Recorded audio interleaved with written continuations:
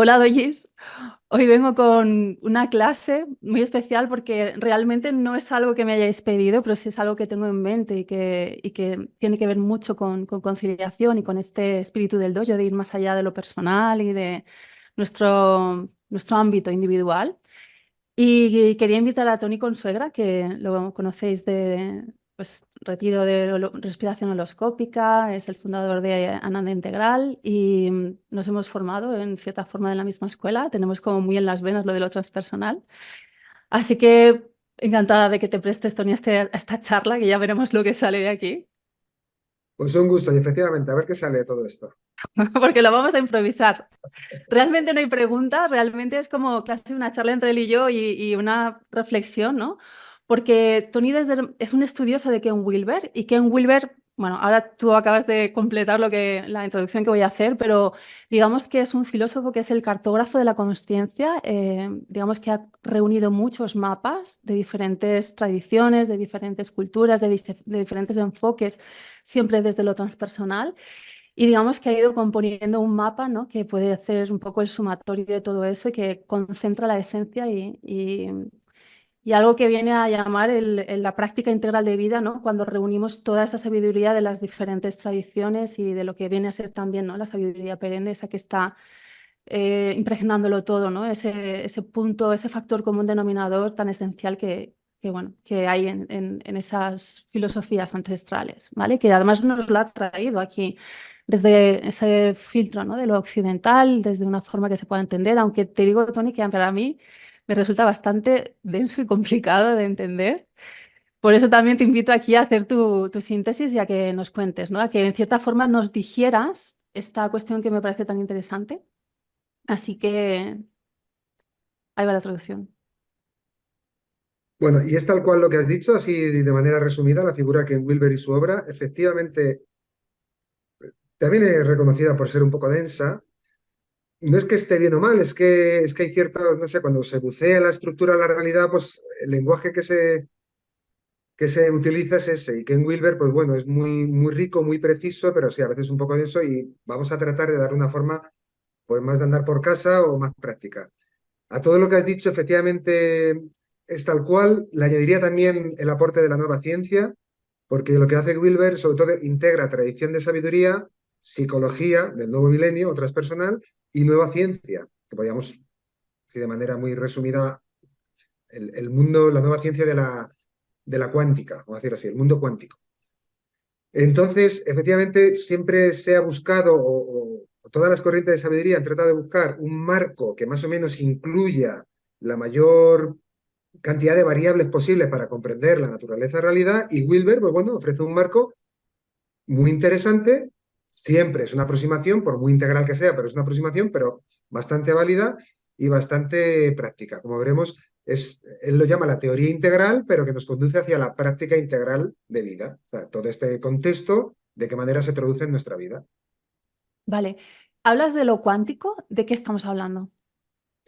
Pues la última, vamos a decir que la última ola de la nueva ciencia, sobre todo en el mundo de la física, hasta hace poco se veía el mundo en términos más newtonianos o de una física de hace, bueno, más determinista, más de las fuerzas objetivas de la naturaleza, hasta que nos introducimos en la estructura de la materia, empezamos a ver a nivel atómico y subatómico de cómo está conformada toda esta realidad, y ahí entramos en un mundo completamente diferente, regido por leyes diferentes y por dinámicas diferentes. Por así decirlo, las leyes macrocósmicas son unas y las leyes microcósmicas son otras.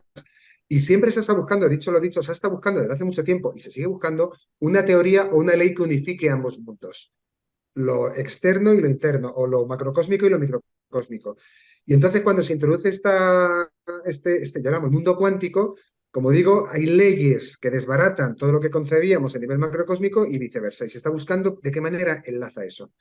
Entonces, cuando hablo del mundo cuántico, nos referimos al mundo de las partículas subatómicas, las leyes que rigen ese mundo, que no tienen nada que ver con las leyes que concebimos ordinariamente en este plano de realidad. ¿Cuál sería la principal diferencia? Pues sobre todo que por así decirlo, se me ocurre, ¿eh? Se me ocurre.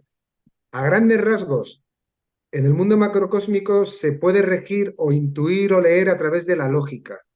El mundo cuántico es a través de la paradoja. El mundo cuántico no se puede seguir la pista a través de la lógica, porque las cosas no son sí o no, son sí y no, son las dos cosas al mismo tiempo. Entonces ahí nos volvemos locos. Una cosa puede estar en muchos sitios a la vez, una cosa puede ser sí y no a la vez. En definitiva, yo diría, lo macrocósmico se rige por leyes lógicas y lo cuántico por leyes paradójicas. No tiene nada que ver, son dos mundos diferentes. Por ejemplo, en el mundo de la física nos dice, aquí hay un objeto, aquí hay un objeto. No hay un objeto, el mismo objeto no puede estar en dos sitios diferentes. En el mundo cuántico sí. El mismo objeto está en dos sitios diferentes. No en dos, en muchísimos sitios diferentes. Eso se llama la superposición cuántica. Y alguien dice, bueno, Ujú. son muchos objetos en diferentes sitios. No, es el mismo objeto en diferentes sitios. Por eso decimos que no es lógico, es paradójico. Vale. Entiendo que también es, o sea, si desde la conciencia, ¿no? Intentamos quitar capas que nos hagan conectar con esa realidad última o esa observación lo más eh, limpia, ¿no? De filtros y demás, esto de lo cuántico añade otra dimensión. Es como, ¿cómo integra eso Wilber a la conciencia desde la práctica de... Cuanto más se penetra en la naturaleza de la realidad, nos acercamos más al vacío, que es hacia donde apunta la tradición espiritual. En el trasfondo está el vacío, un vacío vivo, un vacío de pura inteligencia, de pura conciencia, un vacío que es una plenitud porque contiene potencialmente toda la existencia. A eso que llegó la tradición por revelación hace miles de años, ahora está llegando la ciencia a través de la vía cuántica. En el trasfondo hay un vacío que le llaman el vacío cuántico, el campo cuántico, del que emergen como burbujas o colapsan estas partículas o partículas subatómicas de energía que en el fondo, cuanto más nos adentramos en la propia subpartícula, vemos que sigue siendo, al final de todo no hay nada. Y por eso decimos que ahí sí que se encuentra la creación de sabiduría y la nueva ciencia. Vale, ok. Y por Eh, cierto, un último matiz, no hay nada y efectivamente todo lo que expresa se proyecta o se manifiesta dependiendo del grado de densidad. Este es un plano muy denso, muy sólido, pero finalmente no deja de ser una aparición, porque no es sólido como tal, es una apariencia de solidez por la densidad de esa vibración. Y como digo, en esto, tanto la física, la nueva física o la nueva ciencia y la tradición espiritual o la tradición de sabiduría ancestral llegan al mismo punto. De hecho, diría, si no llegaran al mismo punto dos tipos de ciencia, subjetiva y objetiva, algo falla. Llegan al mismo punto, porque ciencia es ciencia. ok. Hablabas de lo de la práctica integral de vida. Yo intenté leerme el libro. Es como si, bueno, y he hecho formaciones contigo, ¿no? De esa práctica integral de vida y de cómo podemos andar un camino de consciencia desde este contexto, ¿no? O, bueno, occidental, desde este estilo de vida que llevamos. ¿En qué consiste? ¿Cuál es para que lo puedan entender, qué es práctica integral de vida? ¿De qué se compone? ¿Empezamos por la práctica o por la teoría? Por lo que tú quieras. Mira, es que podemos ir a la práctica. Pero si te parece, vamos a dar primero un poco, porque la teoría es donde está el engrudo. La teoría como, estos son muchos conceptos, muchas cuestiones. Si te parece, vamos a dedicar unos pocos minutos a la teoría y nos metemos de lleno en la práctica, ¿vale? Ya no metemos de lleno. Y la teoría, efectivamente, muy a grandes rasgos, porque es, como tú dices, son varias obras y bastante densas. Aparte de son obras que, de alguna manera, concluyen toda la obra de Wilber, que se dice pronto, que son tomos y tomos y tomos desde hace décadas, estudiando todo esto que estamos nombrando.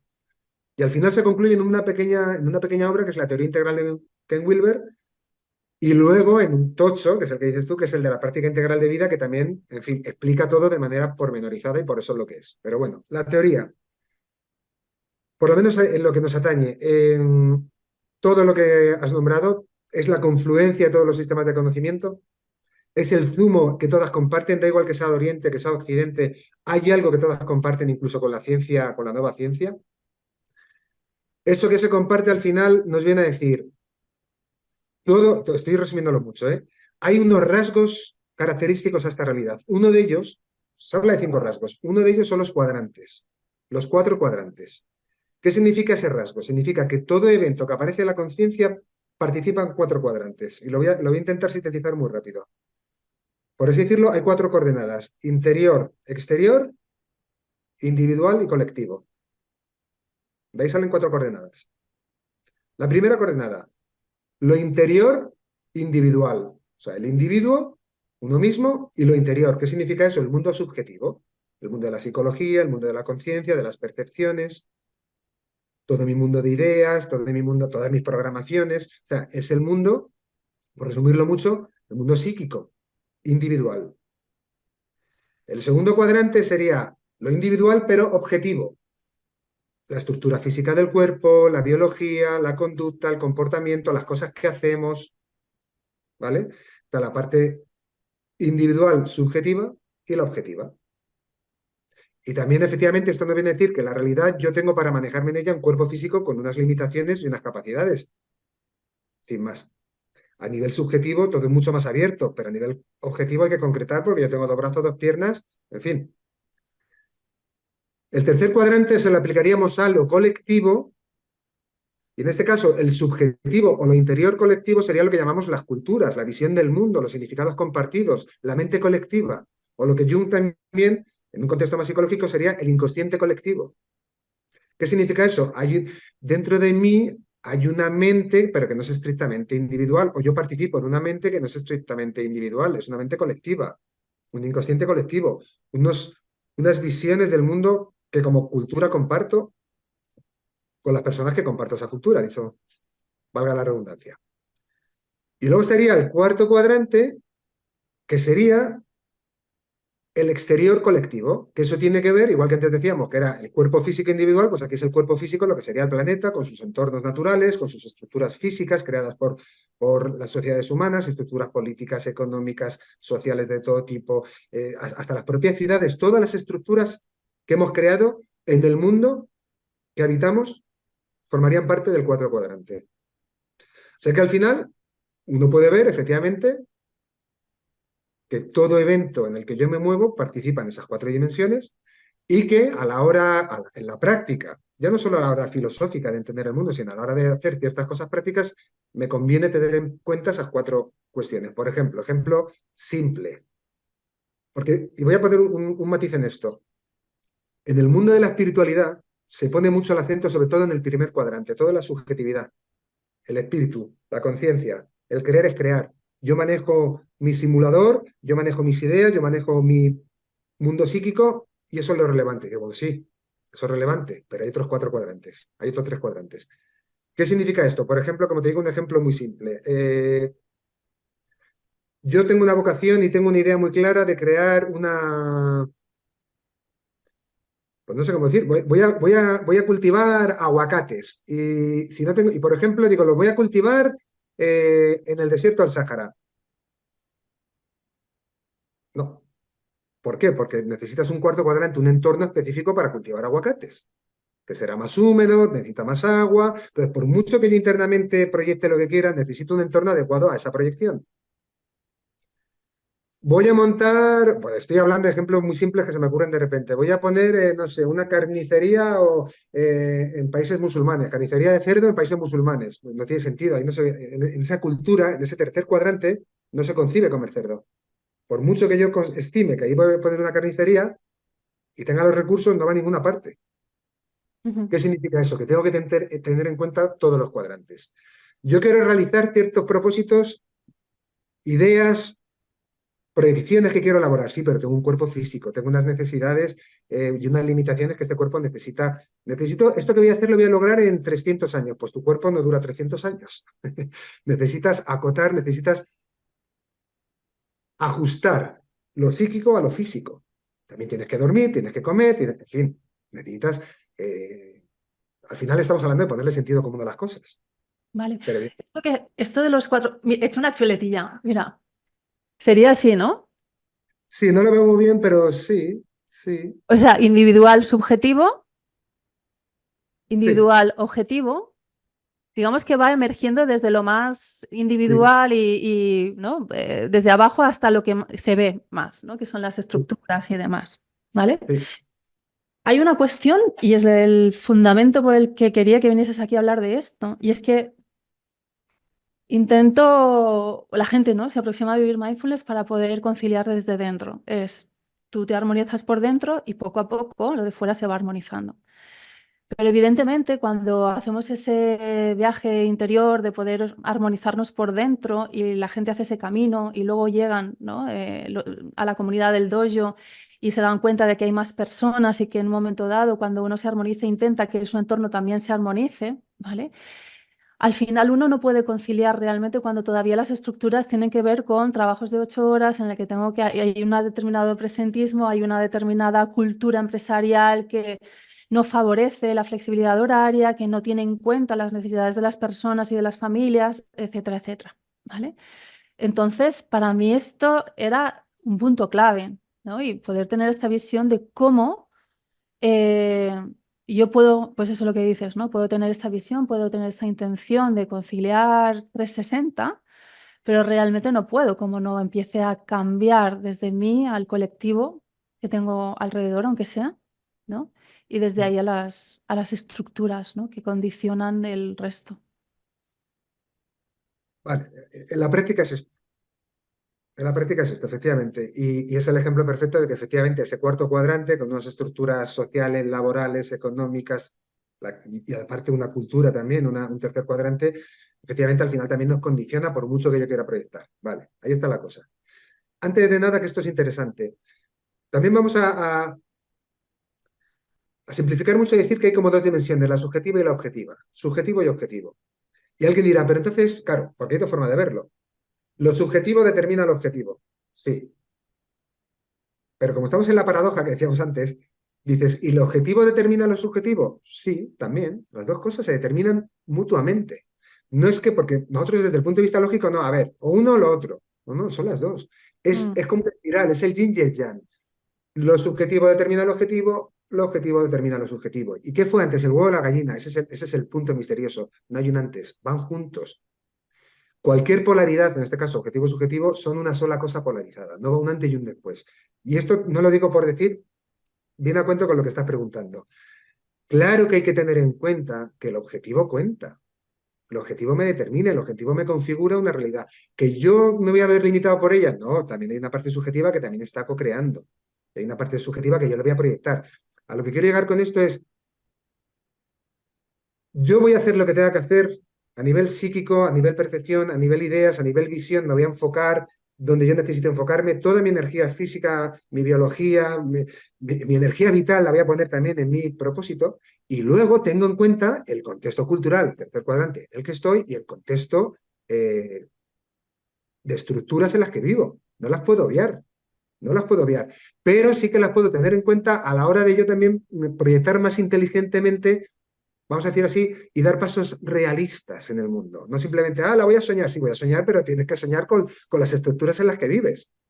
Entonces, vas a soñar, pero también vas a ser muy realista para adaptarte, verbo interesante, adaptarse a las condiciones que hay. Y que luego, poco a poco, subjetivamente, todos de la mano vamos a ir creando nuevas estructuras. Claro, porque de hecho las estructuras del cuarto cuadrante también responden a las estructuras de la mente colectiva, que están basadas en ego, en el sentido de que la estructura básica de la civilización es una estructura de ego y lo que proyecta son estructuras basadas en ego.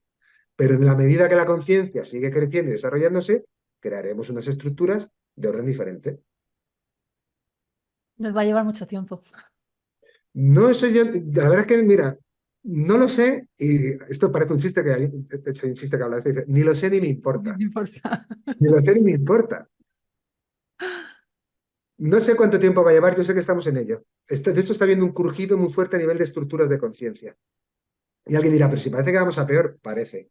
Porque también en ese ir a peor, entre comillas, en ese colapso, también está algo naciendo con mucha fuerza y algo y con mucha profusión. Mm, Entonces, también es dónde queremos mirar, en la parte vieja que se está demoronando o en la parte nueva que está floreciendo. yo también lo siento así. Desde ese cambio de conciencia y yo creo que también desde no hacerlo sostenible. Quiero decir, al final la vida aprieta demasiado y uno empieza a tomar decisiones ya a la fuerza, ¿no? Y la vida empuja a eso. Pero me parece muy interesante esto que dices, ¿no? Ponemos siempre bueno, la mente dispersa tiende a llevar la atención a aquello que es negativo, ¿no? Aquello que implica peligro, pero pero yo creo que es importante que nos enfoquemos también en esto que está renaciendo, en estas nuevas formas de funcionar, en estas nuevas estructuras que se están creando y que, como yo digo, nunca subestimamos, ¿no?, el impacto que podemos tener en nuestro entorno. Yo sé que aquí en el dojo hay personas que han hecho su propio trabajo personal y que han tomado decisiones, porque yo creo que esas estructuras se cambian en un cúmulo de decisiones tomadas que al final acaban desequilibrando la balanza hacia un movimiento que implica evolución, ¿no? Es ese desequilibrio que implica movernos hacia otra dirección contraria para compensar y que implica, ¿no?, otras nuevas formas de hacer y de pensar y de hacer, porque esto de los cuatro cuadrantes tiene mucho que ver con eso, de cómo pienso y cómo hago, ¿no?, en lo externo. Así que me parece importante esto que dices de poner foco también en lo nuevo, ¿no?, en sostenernos en ese qué va a pasar cuando las estructuras se desmoronan y entender que muchas cosas se nos han caducado, que ya no sirven simplemente y es parte del proceso evolutivo. Mira, hace un momento te he dicho que hay que ser realistas. Yo siendo realista diría que esa transformación es inevitable. No siendo positivo, siendo realista, yo considero que esa transformación es inevitable. No sé cuánto va a ser, o sea, cuándo va a ser, cuánto tiempo va, da igual, pero que es inevitable porque ya está en marcha. Y porque es igual que las estaciones. Acaba una estación y entra otra, es inevitable. Entonces, entra una nueva estación de conciencia, la estamos viviendo de alguna manera. Como digo, solo es ver un poquito, te voy a decir más. Hasta a nivel de naturaleza, si uno percibe un poquito la naturaleza, ve que hay una energía diferente, ve que hay algo ahí, o sea, igual que se nos dice, bueno, el cataclismo, el mundo se va bien abajo, pues yo miro a la naturaleza, olvidándome de todo lo que me dicen, y veo una radiación y una vibración maravillosa. O sea, yo veo que el mundo está despertando, que el mundo está amaneciendo, y los seres humanos lo estamos acompañando quien quiere, porque aquí aplica libre albedrío. Y el que no quiere, pues bueno, no es que no lo está acompañando, es que se resiste al cambio porque el cambio es doloroso. Pero finalmente yo diría que la transformación es inevitable y ese despertar del mundo es inevitable. Y el cambiar las estructuras, vamos, yo es que lo veo que está pasando a Plano pasos cristalino. acelerados. Es que está pasando a pasos acelerados. Total, total, total. Para poder, eh, vamos a hablar del práctica integral de vida. Ese que entiendo que también tiene que ver con ese mm, acompañar un proceso evolutivo de la forma más... ¿Cuál es la propuesta? Súper sencilla, lo que voy a decir, vamos a descubrir América. No, es lo que ya sabemos, pero ordenado. Es lo que ya sabemos, pero ordenado, es muy sencillo. Quiero hacer un matiz porque va a tener que ver con la práctica integral de vida para cerrar un poquito lo de los cuadrantes.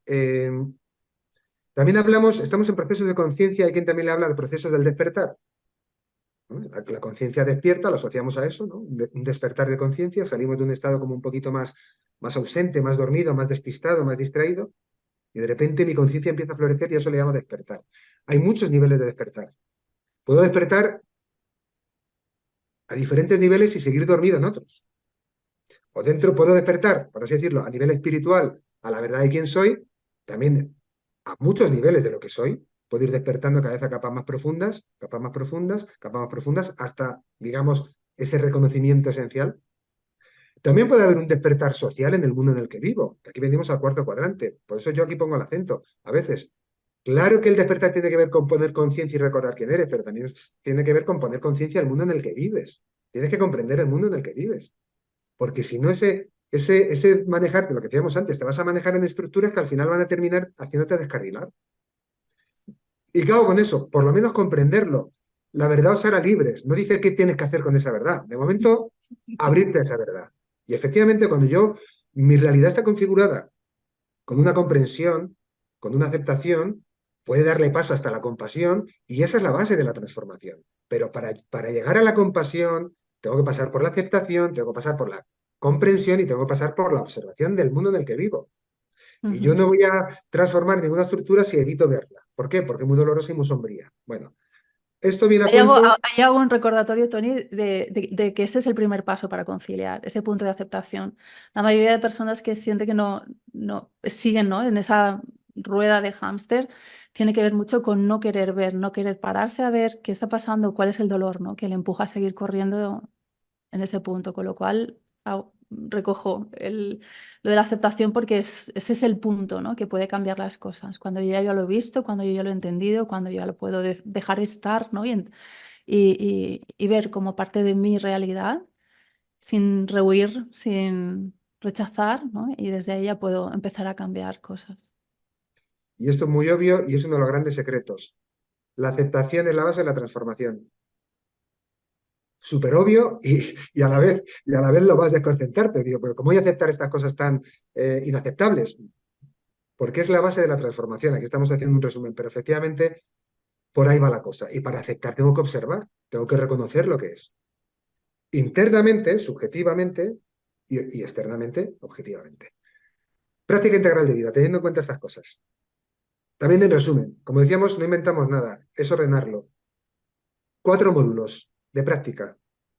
El cuerpo, la mente, la sombra, guión o entre paréntesis, emoción y el espíritu. 4 áreas de desarrollo. El cuerpo. ¿Qué nos dice la práctica de vida? El cuerpo. Y todo esto, a ver cómo decirlo. Todo esto sin volverse fanáticos ni radicales de nada. O sea, ahora de repente no nos vamos a volver talibanes de la dieta, del ejercicio. No, no, no. Esto simplemente se nos señala hacia cosas, como hemos dicho, de sentido común. Módulo del cuerpo. Un bienestar de sentido común. Como decía el Zen, la dieta correcta, el ejercicio correcto y un sueño correcto. Por lo menos eso. ¿Qué es correcto? Pues es lo que tienes que averiguar, qué es correcto para ti, qué alimentos, por ejemplo, a nivel de dieta. Todo esto volvemos a lo mismo. Si estamos en un proceso de conciencia, yo tengo que saber o conocer o sentir cuál es la dieta que yo necesito. No a la que soy adicto, sino a la que realmente necesito, la que me hace sentir bien, ligero, con energía. Eso, claro que puedo ir a un nutricionista, a un dietista y me lo puede explicar bien, pero a nivel de sentido común hay 4 pistas en las que uno puede alimentarse bien, más o menos. ¿Ejercicio correcto? Pues lo mismo. Hombre, el cuerpo está hecho para moverse, está hecho para hacer una actividad. La vida sedentaria colapsa el cuerpo, colapsa la energía vital. Pues qué mínimo que poner un poquito de interés en qué tipo de actividad me vendría a mí bien y que me haga disfrutar. Yo diría que ya que hago estas cosas, que me hagan disfrutar. Anda que no tengo opciones para hacer un deporte que me haga disfrutar. ¿Que no tengo ningún deporte que me haga disfrutar? Bueno, eso simplemente es una inercia y es un letargo del que se puede salir, porque el cuerpo está hecho para moverse. Si no, no tendríamos extremidades y un corazón que bombea sangre. Es obvio. ¿Sueño correcto? Pues está ligado con lo otro. ¿En qué medida? Pues bueno, altero mis ciclos de sueño, me acuesto viendo la tele hasta la 1 de la mañana, en fin. ¿Qué tipo de cosas puedo hacer yo para mejorar mi sueño? Los teléfonos o los wifi o los campos electromagnéticos intensos en mi cabeza mientras duermo. En fin, un poquito de higiene básica. Higiene en todo lo que estamos diciendo, desde el punto de vista de los alimentos, al punto de vista del cuerpo-mente, al punto de vista de todo lo que me rodea también, electromagnético y demás. Así que bueno, el cuerpo, más o menos, sentido común. Y como digo, quien quiera, oye, necesito un entrenador, pues busca tu entrenador y que te hagas tus menús a tu medida. Pero en el fondo es sentido común. Dieta correcta, ejercicio correcto, sueño correcto. El tema de la mente, lo mismo, el módulo de la mente es muy amplio y tiene varias aristas. La primera es, igual que decíamos, cuidar la alimentación del cuerpo, pues cuidar la alimentación de la mente. ¿Qué se come tu mente? Y alguien dirá, vamos, no, lo normal, pues nada, pues hay que estar atentos para ver qué come realmente la mente. Yo diría, a ver, por lo general, si estoy distraído, estoy comiendo bastante comida basura, bastante. Fast food, bueno, de hecho vivimos en la era ya de la desinformación absoluta en todos los niveles. Entonces, nos entra un montón de información que por una parte,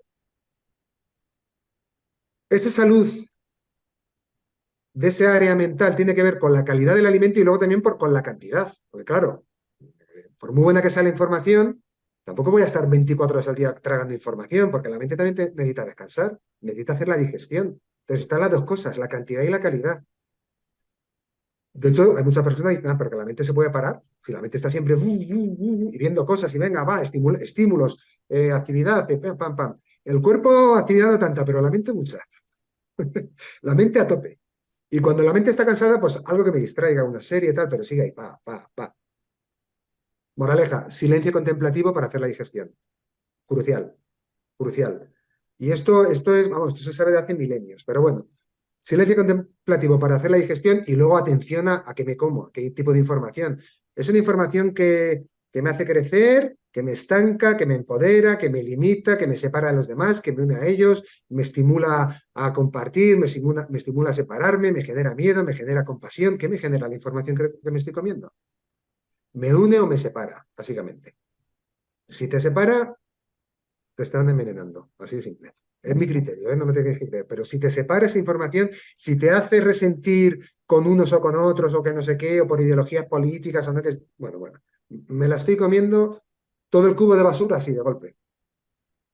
Eso por una parte, a nivel práctico diario. Y luego está el trabajo más esencial, que es el de la reprogramación y el de la desidentificación. El trabajo realmente es, hay un sistema de creencias, hay un simulador programado desde que era un niño, por la familia, por la cultura, por la sociedad, por todas las autoridades que me han dicho cómo eran las cosas a todos los niveles, y así hay que desprogramarlo, porque muchos de esos sistemas de creencias me están limitando. Todas las cosas que yo me digo a mí, que con o sin darme cuenta me hacen daño, que limitan mi expresión, mi potencial, mi capacidad de amar, de comprender. Todo eso son programaciones que nos limitan y el trabajo es reprogramarlo. Hay un trabajo terapéutico de reprogramar todo eso, que por cierto diría que también es crucial. Y luego la desidentificación. El verdadero trabajo con la mente es aprender a desidentificarme de la mente, aprender a través, por ejemplo, de esa práctica de mindfulness o de meditación, a reconocer la mente como una función o un recurso o una cosa que está ahí pero que no soy yo. Ujú. Un recurso, una faceta de mi ser, un aspecto, un simulador, una computadora maravillosa. Pero yo no soy esa mente, y es muy sencillo. Si yo puedo observar la actividad de mi mente, yo no puedo ser esa mente, soy el que la observa. Entonces, que esto simplemente es obvio, pero hay que practicar. De hecho, diríamos que la práctica de meditación y mindfulness, que es aprender a desidentificarse, no solo de la mente, sino de todo el espectáculo. ¿Sigo? Sí. El diferenciar meditación de mindfulness, porque sí que es verdad que el mindfulness es un aspecto de la práctica, pero tal como nos ha llegado desde ese filtro, ¿no?, de Occidente o del mindfulness acuñado como tal, ¿no?, de cómo lo hemos estudiado, es como que en sí misma es esa práctica, ¿no? ¿Cómo lo denominas tú? A ver, yo para mí es muy sencillo. Volvemos a lo mismo. Dos caras de la misma moneda. A una práctica la llamamos práctica formal y a otra informal. Práctica formal, meditación; práctica informal, mindfulness. Formal, ¿qué es? Pues la típica sentada, mi postura, mi respiración, mi enfoque, pocos estímulos, mi velita, pim pam pum, mi disciplina diaria. Y luego la práctica informal es, abro los ojos y hay un mundo, hay una vida esperándome. En la familia, en el trabajo, con la economía, con todo. Ahí, esa conciencia que yo estoy cultivando y despertando en mi intimidad, la despliego en mi vida. Son las dos caras de la misma moneda. Vale. Yo no diferencio, yo hablo de mindfulness y de práctica formal y de informal, por esto, aunque yo creo que más que nada por cómo lo hemos aprendido, porque desde la tradición mindfulness sería un aspecto, ¿no?, de esa práctica, pero bueno. Sí, pero mira, ya que estamos, si quieres, esta es mi forma de verlo, ¿eh? Mira, la palabra meditación, o no la palabra, pero el concepto como tal, la noción tiene miles de años. La palabra mindfulness tiene unas décadas. La Ujú. acuñó Kabat-Zinn, que es atención plena de toda la vida, pero bueno, en este mundo que había que poner palabras diferentes para llamar la atención de la gente, pues en vez de atención plena se le llamó mindfulness. Pero da igual que lo veamos como lo veamos, al final son dos prácticas. Es una práctica de conciencia, formal, informal, en quietud, en movimiento, hacia adentro, hacia afuera, da igual, son diferentes formas de enfocar la atención. Cuando estoy en la vida, los estímulos me rodean, estoy hablando con gente, se me mueven cosas, pasan un montón de cosas en mi vida. Cuando estoy en quietud, es mucho más fácil introyectar esa atención al interior y acceder a estados de conciencia transpersonales o a esa quietud, a ese vacío. Dos caras del mismo fenómeno. Nunca, o sea, nunca. Eh, diría, bueno, ¿cómo decirlo? No hay que pelearse por las palabras dan igual. Al final es lo que señalan. Señalan hacia esto. Vale, pues ya está. Entendido. Vamos con Tercer. lo de la sombra, Bien. porque vamos con lo de la sombra emoción. Tenemos formas muy parecidas de hablar de todo esto. De hecho, para mí cualquier formación tiene que tocar esas partes para que puedan ser, ¿no? Para poder abordar el tema con todo el equipo, ¿no? Hacer un cambio y un proceso de maduración psicológica que aborde todas las dimensiones. Y lo de la sombra o ese matiz también por saber. En ese módulo que se llama sombra y bueno, sombra emoción. A ver, el módulo se llama sombra, pero eso incluye para mí, incluye el trabajo terapéutico y el trabajo con la emoción. Aquí es un trabajo más específico, porque efectivamente trabajar con la sombra se trabaja a nivel terapéutico psicológico, tiene que ver con esa parte excluida del psiquismo o de mi propia conciencia, esas facetas de mí que han sido reprimidas o excluidas o rechazadas o enajenadas por diferentes motivos, que ya los hemos hablado tú y yo muchas veces. Pero bueno, en definitiva hay ciertas facetas de mí que han sido rechazadas o han sido excluidas o han sido enajenadas. Y lo que hace el trabajo con la sombra es reapropiarnos de eso para totalizarnos como individuos, sin más. Hay un trabajo de una parte, vamos a decir así, o hay un conflicto entre consciente e inconsciente y de lo que se trata es de que lo inconsciente se vaya haciendo también más consciente y que se vaya armonizando con ese plano consciente. A veces el consciente me lleva para allá y el inconsciente me lleva para allá. Hay un conflicto y, por cierto, casi siempre voy a donde no casi siempre, siempre voy a donde me lleva el inconsciente. Porque el inconsciente es una gran masa sumergida, lo que decíamos a veces en la imagen del iceberg. Lo que desplaza a la punta del iceberg es la masa sumergida. Por lo tanto, el trabajo de reapropiar la sombra es que cada vez haya más capacidad de dirigir la vida desde el plano de la conciencia y no desde lo inconsciente, de manera mecánica o inercial. Una inercia, soy llevado de aquí para allá, vives lo que vives, en fin. Me ha Es gustado ese símil del iceberg, pero me salió un término náutico, abatiendo, ¿no? Es como es la corriente lo que mueve, ¿no? Lo que desplaza la parte visible, ¿no? Que es la que se puede reconocer, ¿no? Más fácilmente.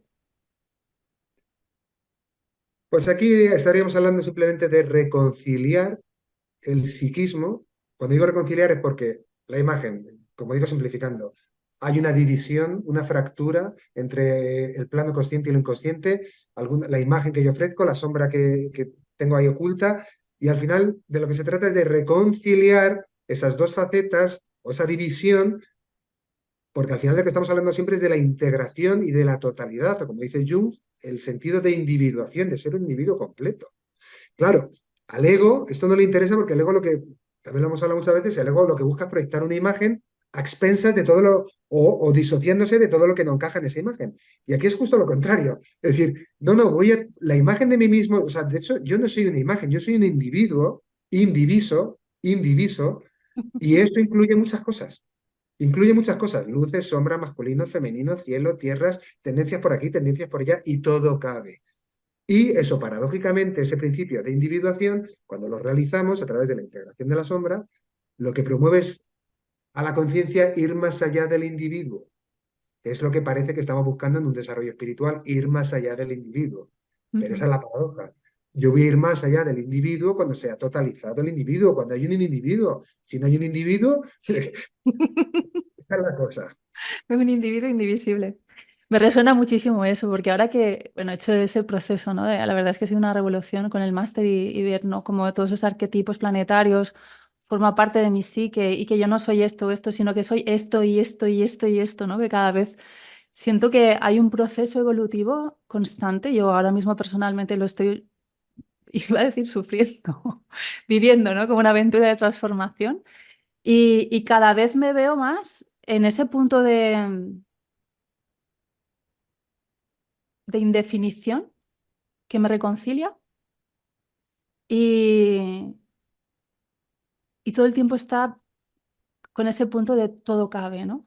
No es esto y esto o esto o esto, ¿no? Que además eso lleva mucho, me lo traslado también a temas de conciliación, ¿no? Es que o soy la madre abnegada o soy la profesional, ¿no? Súper profesional o esto lo otro, no, es que es y esto y esto. Muchas veces se trata de manifestar en el momento el personaje que ahora es funcional. Pero yo puedo ser esto y puedo ser esto. De hecho, soy todo eso, ¿no? Con sus matices, con sus, con sus momentos, ¿no? Es como que ahora cada vez es como, es que tú eres. Y es como yo que soy. Yo soy eso, pero a veces esto y a veces esto, ¿no? Y yo creo que ese punto de totalización al final hace que nos podamos reconocer en esas cuestiones y vaya más del punto o del momento en el vital en el que estamos, de ahora mi vida es así o ahora yo me manifiesto en esta faceta así, ¿no? Y todo eso como parte de un proceso evolutivo que va constantemente cambiando y evolucionando en la medida en la que ponemos conciencia a vivir cada vez mejor, ¿no? Cada vez más desde lo que somos, ¿no? Y desde lo que venimos a manifestar cada uno desde su individualidad. Y para mí precisamente la mirada contemplativa o meditativa o la atención plena lo que hace es mirar sin dividir. Entonces, cuando uno contempla esto, como estás diciendo, esto es muchas cosas, pero muchas, no solo psicológicas, instintivas, intuitivas, cognitivas, espirituales, energéticas, polarizadas para aquí, polarizadas para allá, arquetipos de todos tipos, muchas cosas. Y lo bonito es que cuando uno incluye todo, dice, vale, yo soy todo esto, o por lo menos todo esto se manifiesta a través de mí. Y a la vez tampoco soy nada de esto. Mm. Soy todo y soy nada, la paradoja de nuevo. Soy todo esto y a la vez no lo soy. No soy nada de esto. Pero bueno, soy el trasfondo. La manifestación en cada momento en este mundo terrenal en el que nos toca vivir, ¿no? En esta partida, ¿no? Es que esta es la partida y esta es a la través, partida y a mí también hay un símil que me gusta que tiene que ver con poder desidentificarlos. A mí me resuena mucho y de hecho en el libro lo utilizo, es ese como es esa ficha, ¿no? Del juego de la oca, que sufrimos porque le van pasando cosas y se cae en el pozo y luego le va bien, ¿no? Y de puente a puente. Pero el jugador, el que juega, el que mueve, es otra conciencia que no está implicada en lo circunstancial y en las consecuencias, aunque las sufra o tenga que contar con ellas. bueno, pues de oca a oca al módulo del espíritu, porque es esto mismo, claro, lo estamos introduciendo. Al final, de hecho, están todos los módulos ligados. El de la sombra más o menos ha quedado aclarado, ese trabajo terapéutico para integrar todo esto, y a la vez el del espíritu nos habla Una de... cosa, Tony, lo del trabajo terapéutico, eh, a mí hay una cuestión como terapeuta que al principio era como, pero ¿por qué la gente necesita hacer esto, ¿no? O sea, realmente cuando te das cuenta de que probablemente vengan a la consulta las personas que tengan más conciencias de sí o más conscientes del sufrimiento, ¿no? Al final necesitamos hacer terapia todos para poder reordenar esas sombras. Yo siento que o eso o se va uno, ¿no? 3 años ahí a un monasterio. Cuando alguien me pregunta, ¿esto es necesario? Sea lo que sea, digo, "Hombre, necesario no es nada". Conveniente por lo menos. A ver, otra cosa, ¿es necesario para totalizar y realizar la individuación de la que estamos hablando? Entonces diría, sí, para eso sí. Para eso sí es necesario. ¿Por qué? Porque y esto también, a ver, esto ha sido fruto de estudio también en el ámbito de la meditación y efectivamente la conclusión, también por parte de Wilber y otros muchos, pero bueno, es que efectivamente, y bueno, y uno mismo lo puede apreciar, hay contenidos a los que la meditación no accede. Hay contenidos sumergidos a los que la meditación no accede y se accede de manera específica terapéutica, a través de diferentes recursos, se accede aquí, aquí, allá. Hay otra cosa que diga yo, una persona, por ejemplo, una persona muy, no sé, muy desarrollada espiritualmente, muy desidentificada, y dice, a mí es que realmente me da igual que el personaje esté sano, que esté enfermo, que tenga éxito o fracaso, que tenga una vida social buena o mala, da igual, me da igual todo eso. Si realmente está a ese nivel, digo, no te hace falta. Pero yo creo que quien más y quien menos diría, hombre, yo no creo que a quien más y quien menos, aunque estés desidentificado del cuerpo, amas el cuerpo y te gusta que esté sano. Eso te iba a decir, al final el amor a uno mismo, ¿no? Si Claro, al final en ese punto, ¿no? Bueno, yo me puedo desidentificar, pero cuando tocamos esa dimensión trascendente aparece ese amor, ¿no? Y ese aprecio a lo que uno observa, porque cada vez lo conoce más. pues esto es lo mismo aplicado al psiquismo. Se llama mi psiquismo porque no voy a tratar de sanarlo. Y te Claro. diría más, te diría más una cosa muy, muy interesante para mí, ¿eh? Para mí las personas que vienen a terapia, diría que son las, las que percibo como más sanas. Total, eso es lo que decía. Pero son sanas porque, Tienen ahí porque, sí. porque se han dado cuenta de que hay algo que está limitando, hay algo que está friccionando, hay algo que genera conflicto, hay algo que no está fluyendo como debería fluir con coherencia en su vida. Entonces son personas con una conciencia de desarrollo que son capaces de decir, oye, pues me apetece Igual que, como decíamos, igual que cuido el cuerpo, pues cuido la psique también, y la quiero cuidar y ver qué ha pasado en mi infancia y con mi familia, y quiero tener unas relaciones más armoniosas con el mundo en el que vivo. Para mí una persona con esa motivación es una persona bastante sana, bastante consciente. Tal cual. Y para mí también hay un factor, y es que en esta sociedad vivimos bastante alejados de esta sociedad occidental, que aunque yo pueda vivir en el campo con de cierta forma aislado, al final hay muchas cuestiones que nos separan de nuestra naturaleza, como que estamos desnaturalizados y eso también implica un desorden, ¿no? Interno. Con lo cual, ese desequilibrio va a estar. Y es una ciencia. Yo por eso digo, a ver, yo también diría que una persona cuando empieza un proceso terapéutico, al cabo del tiempo dice, vale, ahora entiendo de qué va esto, ahora comprendo esta pregunta, ¿por qué era necesario?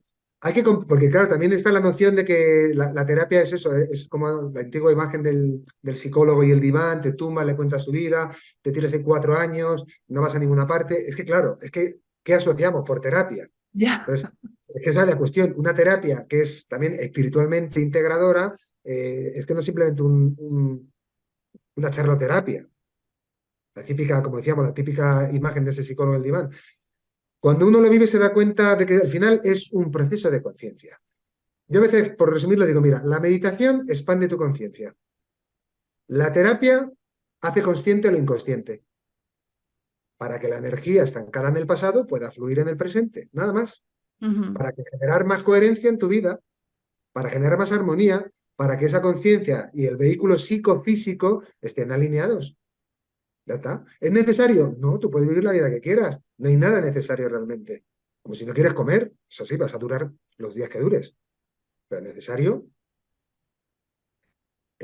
si quieres hacer un proceso de conciencia. Y como digo, hay muchas formas y también la clave es comprender realmente qué significa un proceso de conciencia, que al final también es comprender la psique, porque, por cierto, ¿alguien nos han enseñado la estructura de la psique, cómo funciona, cómo se maneja? O ya ni eso, a nivel emocional, la inteligencia emocional, cómo nos maneja. Es que no nos han enseñado nada de eso. Por eso yo a veces digo que también nos falta humildad para decir, oye, antes de juzgar la terapia, primero debería comprender qué es, porque no sé de lo que es.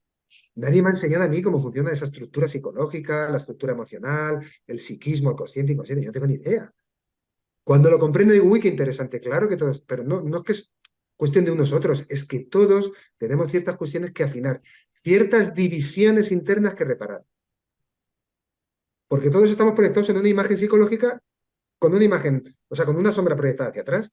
Todos, por naturaleza. Entonces, desde ese punto de vista, donde hay división, hace falta una terapia si yo necesito o yo me motiva la integración y me motiva la sanación. Entonces, sí, si te motiva la sanación, hay que hacer una terapia en el sentido que sea. Y cualquier terapia que a ti te valga es válida. Bien, anda que hay ujú. terapia. Tal cual.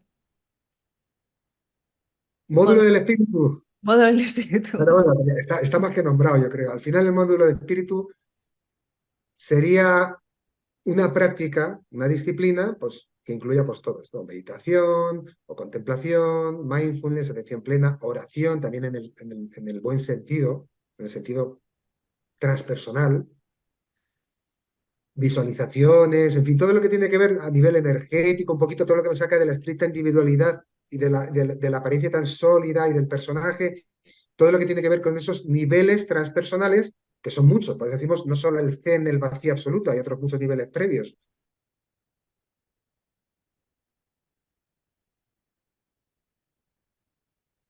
Y en ese sentido, como decimos, esta práctica es la que está en el trasfondo de todo lo demás, en el módulo del cuerpo, módulo de la mente, en el módulo de la sombra, el módulo del espíritu siempre es el trasfondo a todo, porque eso es un proceso de conciencia. Cuando decimos espíritu, para mí es sinónimo de conciencia. Entonces, todo esto tiene que estar, haga lo que haga. Al final, el mindfulness es, cuando comes, estás comiendo, cuando andas, estás andando, cuando amas, estás amando, cuando peleas, estás peleando. Cuando hagas lo que tengas que hacer, moverte en el mundo, estás en lo que estás en plena conciencia.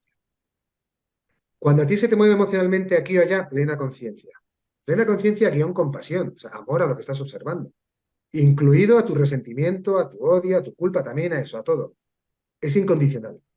Y esa es la práctica que desplegamos momento a momento y por eso decimos que siempre está en el trasfondo.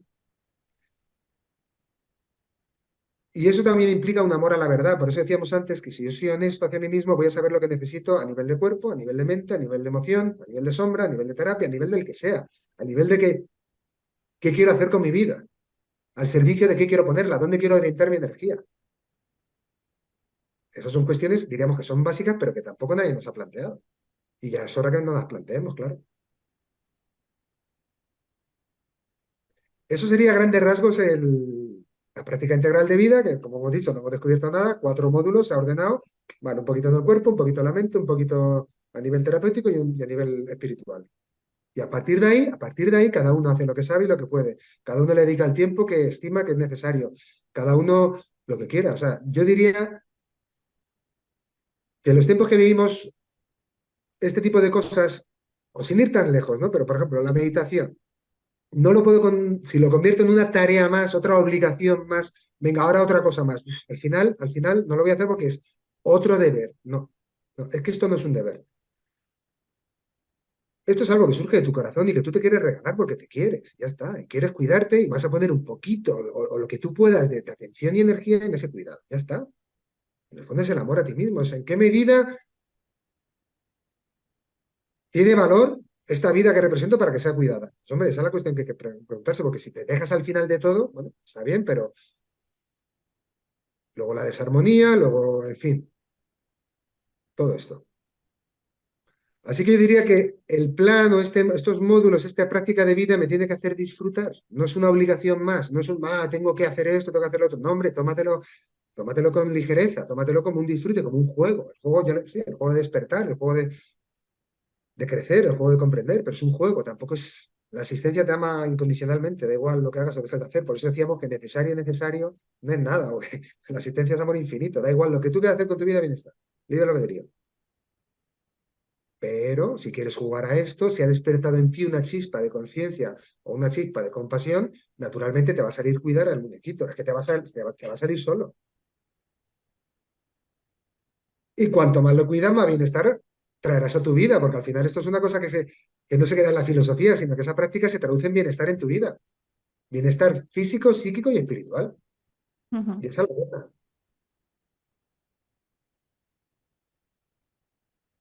En eso estamos. En eso estamos jugando. Jugando a la partida. Sí, hay un punto de decir, bueno,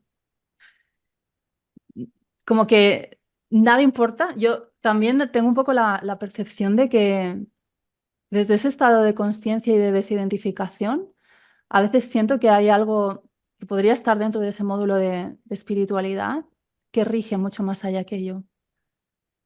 Es como que llega un punto en el que desde esa observación te das cuenta de que a veces asusta, ¿eh? ¿No? Es como, al final es como, tengo últimamente la sensación de que yo no decido, ¿no? Es como yo hago responsablemente desde mi libre albedrío lo que yo siento que me da coherencia momento a momento, pero que hay algo más allá que también em, guía, dispone, ¿no? Es como la vida va disponiendo, ¿no? En función de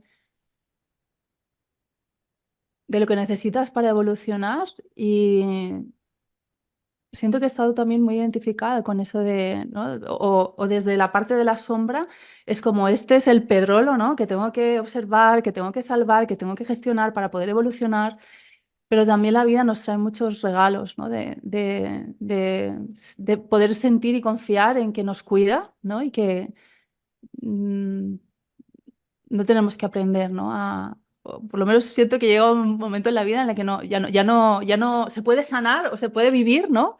Y aprender y evolucionar desde el disfrute y desde el goce, ¿no? Cuando podemos abrirnos a eso, confiar y en cierta forma sentir que, que todo da igual, pero hemos venido a jugar la partida lo mejor que podemos y sabemos. Sí. Es la paradoja. Volvemos a la paradoja. Y cogiendo todo esto que tú has dicho, para mí al final, si alguien me dijera, ¿pero existe el libre albedrío como para que yo digo sí, no? Sí, ¿no? A un nivel sí, a otro nivel todo sucede por sí mismo. Y alguien dirá, pues eso es una locura, no, eso es un descanso maravilloso. Y además me da la responsabilidad dentro del juego, pero también me libera porque todo eso sucede en la fuente. En fin, sí y no. Alguien dirá, no lo llego a entender. Bueno, la lógica de la paradoja hay que adaptarse a ella, pero al final es liberadora, porque ahí no hay escapatoria posible. Sí y no. Todo es importante, nada es importante. Las dos cosas. A un nivel esencial, como se suele decir, que la voz de la sabiduría, para la sabiduría nada es importante, porque todo está. De hecho, a ver, nada es importante porque realmente, joder, que esto es un poco fuerte lo que voy a decir, pero bueno, ya lo digo. Digo, digo. Nada es importante porque nada existe. Todo esto es una apariencia, es un sueño, una ilusión. Son nubes de cosas que parece que suceden, pero que realmente no suceden. Alguien dirá, menuda locura, vale, vale, no te quedes con eso. Luego está la voz del amor, que en la cara ve y te dice, todo es importante, porque en esa manifestación ilusoria, en todo lo que está proyectando esta mente divina a través de sus proyecciones, todo está también impulsado por un amor, por lo tanto todo tiene valor, hasta el último átomo, hasta la última pulga, hasta el último ser vivo, tiene un valor en sí mismo infinito. Por lo tanto, nada es importante y todo es importante. Y te quedas tan pancho. Digo, ahora lo entiendo todo. Ahora le vamos cogiendo el truquillo, ¿eh? Tal cual, tal Bueno, cual. Yo creo que tiene mucho que ver con ese no engancharnos, dejar que la cosa fluya, ¿no? Y ver, ¿no? Yo últimamente estoy mucho en sentir, pero desde el segundo chakra, ¿no? Desde esa parte de la voluntad, es como, ¿cuál es el siguiente paso correcto, ¿no? O qué quiero para mí desde esa observación o desde esa conciencia de mí. Y de repente, ¿no? La vida dispone, el recurso aparece, o aparece la lección con el manual de instrucciones a veces, ¿no? Es como...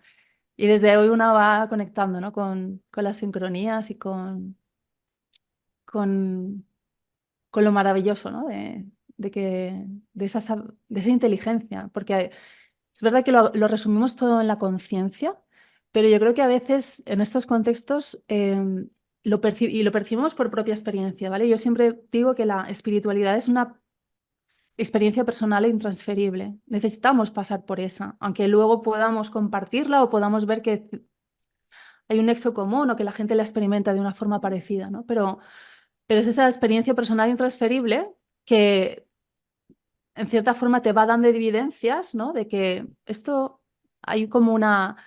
Hace poco que compartía, ¿no? Es como si una mano divina me cogiese de la coronilla y me hiciese mirar ahí amablemente, ¿no? Lo que hay que observar, lo que hay que ver para poder dar el siguiente paso correcto. Y, y desde ahí se vive mucho más relajado, mucho más, mucho más divertido. y más divertido, ¿no? Es como... Mira, si te Ya parece por terminar una imagen, con esto que has nombrado también tú ahora, de la inteligencia, y también para ver también cómo esto aplica a un nivel integral, para mí, según te digo, de manera muy resumida y muy abierta, pero bueno, para mí la inteligencia es un proceso de la conciencia. Es un proceso, es una emanación de la conciencia. Y es una forma de procesar información, al nivel que sea. Entonces, nosotros como muñequitos tenemos, por lo menos, tenemos muchas formas de procesar información, pero bueno, así de manera simbólica, por ver lo que estamos viendo hoy, hay como cuatro formas muy, muy fuertes de procesar información. Una es el instinto, debajo del ombligo, el instinto, que lleva millones y millones de años, toda la biología, todos los seres que han pasado por este planeta, todo el conocimiento ancestral, biológico, bueno, en fin, ahí hay un conocimiento de la leche. Ese instinto ya nos da pistas a la hora de cómo movernos en este mundo. Intuición, corazón, intuición. Esa también es una información cuántica porque está más allá del espacio-tiempo. Sabes las cosas antes de que vayan a pasar, en fin. La intuición es clave también en todo esto. La cognición, evidentemente, aquí nadie está negando la cognición. La cognición es maravillosa, con su lógica, con sus análisis, con sus interpretaciones de la realidad, con sus percepciones, la forma de crear sus propios mapas, categorías, perfectas. ¿Sí? Y luego la revelación, que sería simbólicamente, séptimo chakra, revelación, zoom, comprensión súbita. En el silencio se te ofrecen las respuestas. Entonces yo diría que nuestra manera de movernos también es teniendo en cuenta todas estas inteligencias Ujú. o todas estas formas de conciencia. Y no desdeñamos a ninguna, como decíamos antes, es una totalidad, escuchamos por aquí, escuchamos por allá y a partir de ahí el muñequito se va moviendo en esta vida. Con el propósito, porque es un propósito, yo diría, inherente a toda forma creativa de regresar a su casa. Por lo tanto, cada vez más coherencia y cada vez más conciencia. A su casa espiritual. Espera.